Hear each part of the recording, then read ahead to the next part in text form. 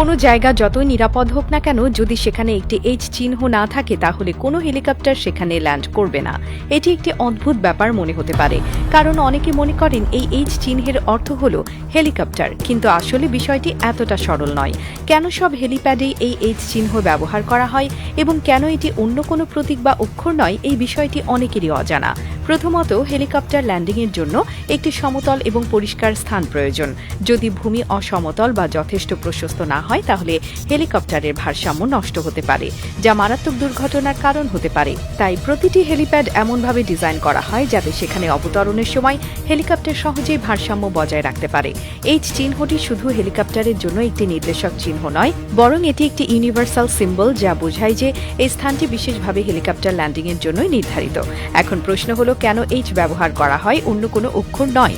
এর পেছনে বেশ কিছু কারণ রয়েছে। প্রথমত, এইচ একটি সহজ এবং স্পষ্ট প্রতীক, যা দূর থেকে সহজেই দেখা যায়। হেলিকপ্টারের পাইলট যখন উপরে থেকে নিচের দিকে তাকান তখন একটি সুস্পষ্ট এবং পরিচিত প্রতীক থাকা জরুরি, যাতে তিনি সহজে বুঝতে পারেন যে এটি ল্যান্ডিংয়ের অনুমোদিত স্থান।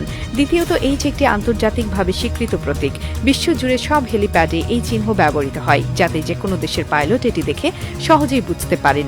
এটি একটি অ্যাভিয়েশন স্ট্যান্ডার্ড, যা বিমান ও হেলিকপ্টার চলাচল নিয়ন্ত্রণকারী সংস্থাগুলো দ্বারা নির্ধারিত হয়েছে। অন্য কোনো চিহ্ন বা অক্ষর ব্যবহার করলে এটি বিভ্রান্তির সৃষ্টি করতে পারত, বিশেষ করে যখন হেলিকপ্টার উচ্চ গতিতে উড়ে এবং দ্রুত অবতরণের সিদ্ধান্ত নিতে হয়। তৃতীয়ত, এটি কার্যকর এবং সিম্পল একটি ডিজাইন। হেলিকপ্টারের নিচ থেকে বা দূর থেকে এটি স্পষ্ট দেখা যায় এবং সহজেই বোঝা যায়।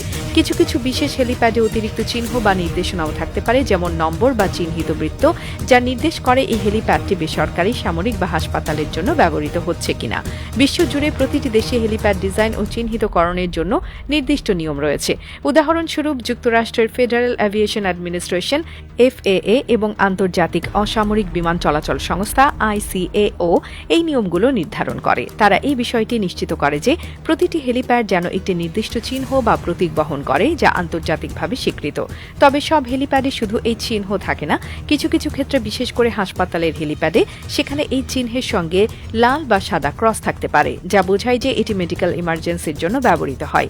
সামরিক হেলিপ্যাডগুলোর ক্ষেত্রেও কিছু ভিন্ন চিহ্ন ব্যবহৃত হয়, তবে সাধারণত এই চিহ্ন সব ক্ষেত্রেই অপরিহার্য। তাই যদি আপনি কখনো হেলিপ্যাডে এই চিহ্ন দেখতে পান তাহলে বুঝবেন এটি শুধু একটি সাধারণ অক্ষর নয়, বরং এটি সারা বিশ্বে ব্যবহৃত একটি স্ট্যান্ডার্ড প্রতীক, যা হেলিকপ্টারের নিরাপদ অবতরণ নিশ্চিত করার জন্য তৈরি করা হয়েছে। এটি শুধুমাত্র নির্দেশিকা নয়, বরং এটি এমন একটি প্রতীক যা পাইলটদের দ্রুত সিদ্ধান্ত নিতে সাহায্য করে এবং দুর্ঘটনার ঝুঁকি কমায়।